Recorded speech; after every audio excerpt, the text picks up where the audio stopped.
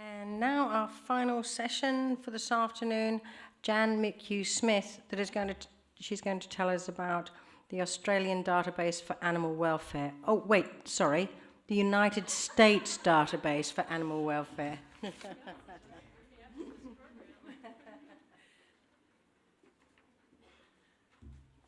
Hello, everybody, and thanks for hanging in there for this last presentation. I'm going to be telling you about a development that's happening in the U.S. We are working on a database that will be hopefully collecting data from animal shelters and rescues around the United States so that we'll be able to really get a good look at what's happening in America. I think you have the same problem here from the conversations I've heard, but we don't really know how many animals come into shelters, and we don't know how many animals exit shelters or what percentage are actually exiting. We're making assumptions all the time around this. And so you could hear anywhere from 15 to 20 million animals entering shelters to 6, and anywhere from 3 to 1 million getting euthanized. We don't really know. And I think, as we've talked about, statistics and data are really important if we want to try to trigger change in the area of euthanasia, of rehoming, of returned owner. So this cartoon says, when you two have finished arguing your opinions, I actually have data. And I think that's a really important message for all of us to take home. How many people here share their annual data on their website? Wow, awesome, great job. So glad to hear that. So Shelter Animal Counts is about is a national nonprofit. It's a conglomeration of many different people in the animal welfare industry, as well as people outside of the industry, scientists. And we're here to create and steward a national database for shelter animals, and that will help us to hopefully be able to protect the lives of the animals that we serve.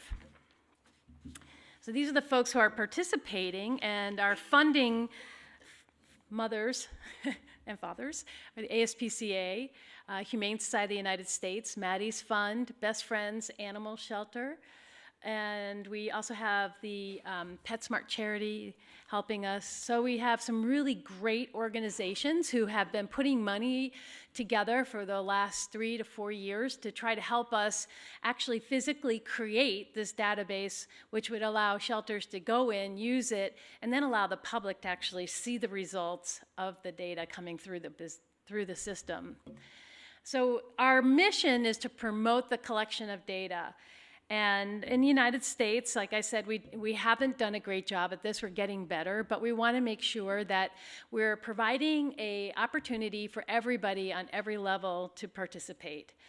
And we want to also increase the engagement of the public. We want to have that opportunity to talk to the public about what's going on. If the public's making stuff up in their head, and they don't have the facts, it's really difficult for them to be able to help. So this is another great area and opportunity for people to see, to create that transparency that we're talking about, to create that trust in animal welfare professionals.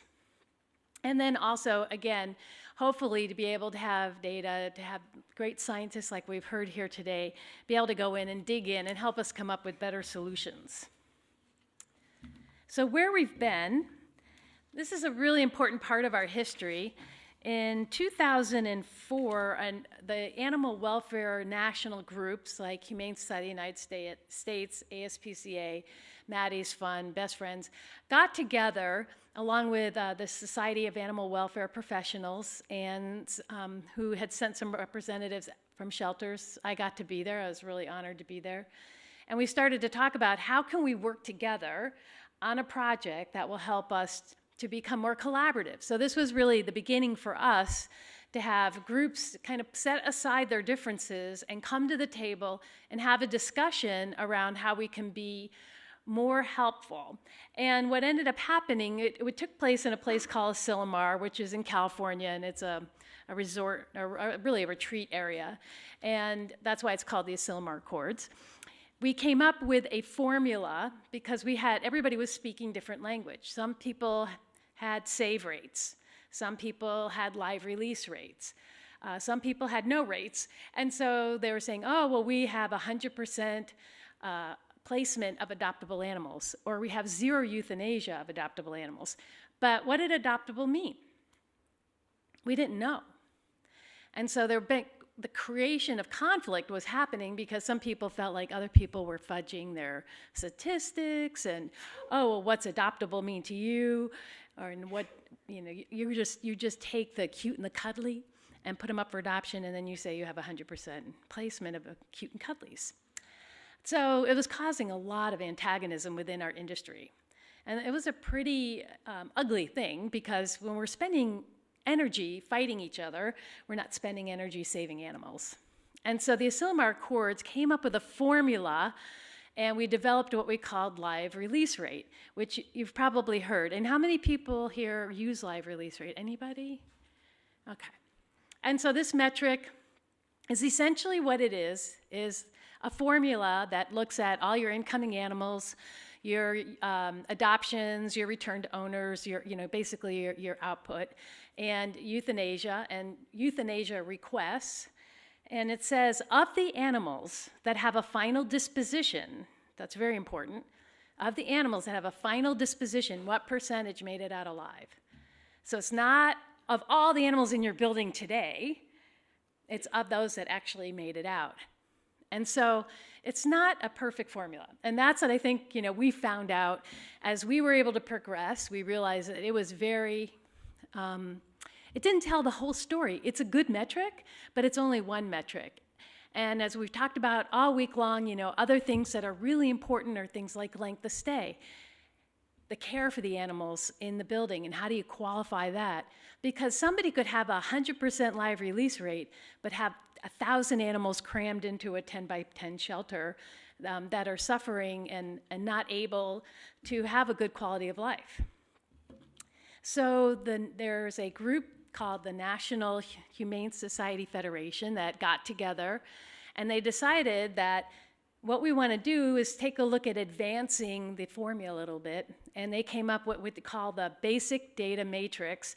And the basic data matrix looks at some very simple data points of intake and output and species. And this is an important piece because not everything's perfect, as we all know, but this is measuring dogs and cats only. So for groups that do other small mammals, livestock, these animals are not included in live release rate or in the data basic matrix. But what we wanted to do is kind of simplify the formula, because we had many groups that just found it was too complicated to use the Asilomar Accords to get that data going. So the basic data matrix defined very clearly what each segment was. So what was the definition for a healthy animal? What's the definition for an animal that isn't healthy? And trying to get those, what's the definition of a return to owner? What's the definition of a stray animal? So that the statistics, when we're talking to each other, we're talking about the same things. Language really matters, and the definitions really matter, so that you can get data that actually makes sense when you're getting the output. So Best Friends and PetSmart Charities had been talking about trying to get a committee together to talk more around the statistics and trying to find a national database. A lot of groups had been singly, like Maddie's Fund has really great information on their website. Anybody that Maddie's gives money to has to report in a certain format for Asilomar Accords. And so if you go onto their website, you'll see all the data that they've collected from the people that, or the organizations they've funded. And the same thing was going on with PetSmart Charities. So a lot of groups were reporting because their funders required it. And it was part of the commitment of taking on a grant would mean that you could get money. And the same thing for Best Friends. But now we have 3 different groups, also the ASPCA, 4 groups, collecting data, and none of it's being brought together or shared. And also the shelters were going crazy because they had to report all these different statistics to people. Sorry. Okay, so how do we get going? We started this steering committee. We had some meetings and really started to talk about what are going to be the challenges. And I think the the challenge as a shelter worker myself was, how do we get people to step out and be transparent and get beyond the fear of showing their statistics if they're a shelter that has to do euthanasia? How do we build that trust and make sure that they're not going to get attacked, but that they're going to get the support they need to be able to institute change to change the euthanasia rates? We put together a board and advisors. We really wanted to make sure we were inclusive, because if we leave anybody out, they may not be on board when you get done. And we put together a strategic plan and incorporation governance, all the normal things you do when you're organizing a nonprofit. And we started to work on our demo phase for this database. So again, the database has basically 6 metric points that we're trying to collect. We're doing rolled up data right now. So what that means, if I'm going to report on, I have 2 shelters, I'm going to report 17,000 animals as rolled up data for one shelter, and my 7,000 animals at my second shelter as rolled up data. And we're trying this first to basically get the bugs out of the system, but our long-term goal would be to use individual data and have more data points so that we can dive deeper into the information. Where we're going to use comparison reporting. So again, trying to take similar communities, similar size communities, cities, to be able to compare that data against each other so that we can figure out what are they doing that's working that we might be able to bring on here.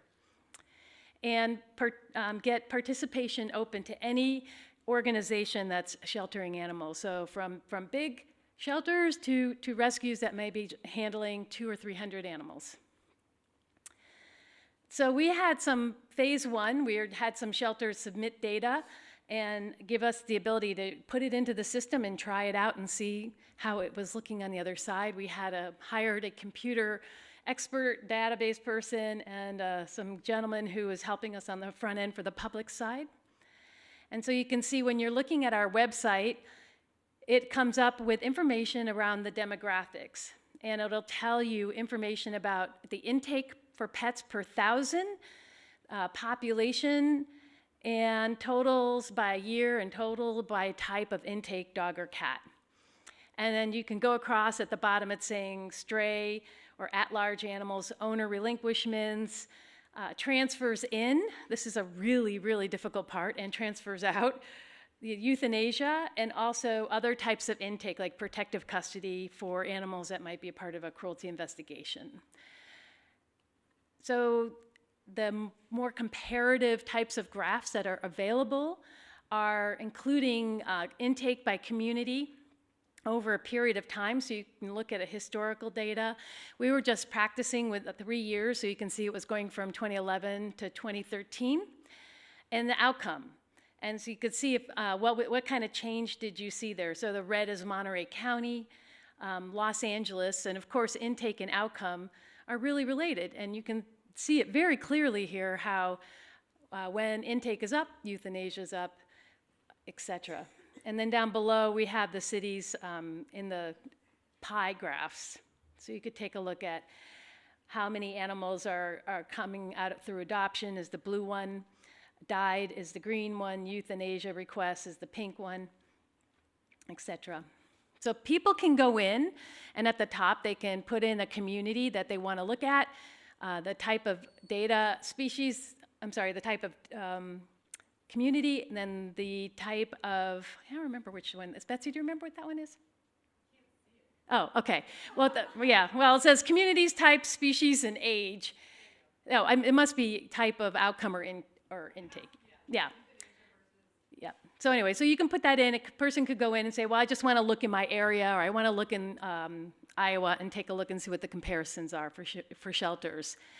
And then helping us to hopefully identify shelters, animals that are the most at-risk population, which, for us normally are the cats. And so taking a look at that. So right now we're still in pilot phase. We've had some hiccups that we're trying to work through, and that's what pilots are all about, trying to figure out what's working and what isn't working. And we've done some initial data collection, and we're working on getting an open enrollment for all shelters, which will be coming up here hopefully in the near future. Like I said, one of the things we really wanted to make sure we could address was shelters that were working across large areas in different counties. And that would be a big help to us so that we can try to segment that data more. And then obviously, the biggest piece of work is yet to come, and that's convincing shelters to put their data in. And we're talking to software companies so that it would be an easy dump of data from your computer into the system, and hopefully we could get quarterly reporting from shelters to be able to get that data and make sure it's really up to date. So why should shelters participate? You know, we've talked about this quite a bit. But we want to figure out what are the national trends. I mean, we can make stuff up, but it's never a good thing to do that. And it's going to really give us the opportunity to be able to tell our story. Because without public support, as you know, we can't get much done. We depend on the public to support us through donations, through taxation. And if we can't tell the story, we can't get the work done. So this transparency, this ability for people to go in and look and have easy access to the data and have accumulative data and comparable data will be a big leap for animal welfare in America. And we're very excited about this. It also gives us the ability for comparison. And it's not a comparison that I'm better than you, but really to look at what are the different things that make up the differences in euthanasia rates. Why are some animals more at risk in southern Colorado than they are up in the Front Range area of Colorado? And for us, you know, we can look at what are the demographics, how much money are people making, what are the demographics of that community, what are the geography? I mean, we have areas that are, you know, separated by an entire mountain range, and they're very isolated. It's very difficult for them to have a good adoption base. So what are the things that make a difference, and then how do we come together to try to solve those differences? And it allows you to make sure that what you're doing really works. We talked earlier about what gets measured gets managed, and if you're not keeping statistics about it, you can't tell your story, you can't get your donors involved, and you can't really figure out if it's a best practice or not. So it's a very important piece of animal shelter counts philosophy. And it allows people to have this conversation about adoption and return to owner and euthanasia without a lot of emotion. And this is really tough because in the United States, unfortunately, we've had a lot of infighting and shelters beating each other up, and rescue groups beating up shelters, and shelters beating up the local animal control agency, and it goes on and on and on. You probably don't have that here. But you know, so that's caused a lot of lost energy. A lot of good people have left the industry because they just, you know, they're tired of being threatened. It's been very personal attacks and trying to get people fired, and it's been very, very ugly. And what I'm just really want to say to you today is I'm so glad you're here, and I see such collaboration coming together, and I feel like Australia is really at a tipping point right now, and you get to decide how you want to move forward. You can either be attacking each other and spin your wheels for another 10 years, or you can try to work together to solve the issues that you have. And you have America's past history. Hopefully you won't mirror us. I think you're way smarter than that, and be able to move forward without having that kind of infighting, because I'm telling you, it does nothing positive, and it makes us look really bad in the public eye. So again, moving away from that emotional story and using data to help us to create solutions. I mean, we saw some really great studies here that gave us insight on how we can improve our programs. This data will do the same thing. And we want to create industry standards. Again, words matter. The definitions that we use matter every single day. So if adoptable or healthy is the same for me as the same for you, we can actually talk about that. And in Asilomar Accords, we had rehabilitatable. What does that mean? If it's manageable, it's a lifelong issue. If it's a rehabilitatable, we can cure it. So how do we talk in a way where we all are saying the same thing and not making stuff up? So you can go to our website. It's shelteranimalscount.org. We're doing our beta testing. We definitely are working on a number of different issues that we're trying to get resolved quickly. And one of the big ones, as I said earlier, is putting multiple shelters under one agency, but still having them be able to track the areas that they're covering if they're different counties. And then long term, again, going from rolled up data, hopefully to individual data as time goes by. Let's see here. So I don't know that you're not working on this right now, but I think once we get it refined, hopefully we'll be able to share with you the success of this program. But what I'm hoping this will do for you today is encourage you to really look at the data you're collecting. You can go onto our website. Our basic data matrix is on there, and I would encourage you to take a look at that and see if you think it would be a good fit for your organization and your country. I mean, wouldn't it be neat if we were all doing the same thing and then we could compare country to country? I think so.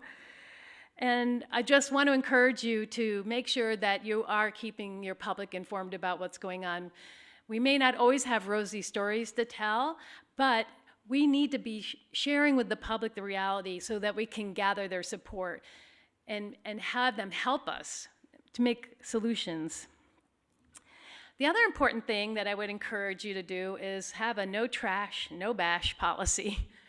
And in America, we say, for people that participated in Asilomar Accords, and also in the coalitions, like in Colorado, we have the Southern Colorado Animal Coalition, and it comprises of about 21 different shelters and rescues, mostly rescues, but we all sign a document saying, we promise that we're not going to trash other agencies. And we're going to talk to each other with civil discourse about the differences we have, because we all come from very different philosophies, and bringing together that group of people in Southern Colorado has helped them to understand some of the trials and tribulations we are working with as an open managed emission shelter. And how do we work through those issues? How can they help us with those issues? And where are the gaps? Where are the gaps in our community where nobody's even addressing it, like we talked about with deserts, where people have no service? And so by bringing these coalitions together, they're saying, we're going to work together, we're not going to trash and bash each other, and we promise to report our statistics annually. So this is a great way to bring people together and support each other. And if somebody does step out and try to bash another agency, you have a group of people there who are saying, you know what, there are issues in this shelter, but we're all working together to try to solve them. It's not perfect, but we are working together to try to solve them. So I really encourage you to think deeply about that. And collaboration like this and having data helps you to really target your resources. We talked about targeted TNR this week, going into one postal code or zip code and really putting our resources there. If you have data and you know where all the kittens are coming from, as a group, you can go in there and try to fix that problem. But if everybody's doing just what they feel like doing, you're spreading your resources so thin, and you're not going to see the results that you want as quickly as you want. It takes a long time to see those results, and if you're not measuring it, you won't see any results at all. And then the last thing I would leave you with is that we all care. Whether you are foster-based, shelter-based, pound-based, whatever group you're working with, we all went to work because we loved animals and we really want to make a difference in our communities for animals. We want to raise the health and well-being. And there's a colleague of mine who says, the problem is everybody thinks they care more than you do, right?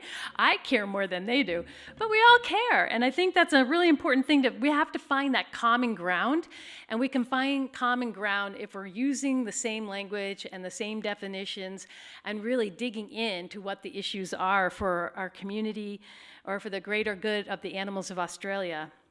So again, I think you're really at a tipping point, and I'm really encouraged by what I see here. You have so many great things going on, and I hope that you're going to be building bridges and not burning them.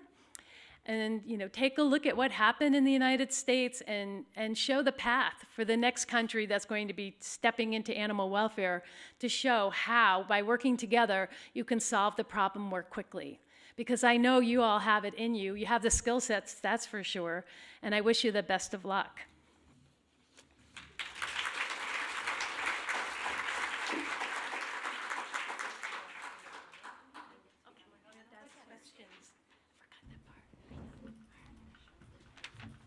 Thank you, Trish and Jan. Do we have any questions that we'd like to ask? Jackie?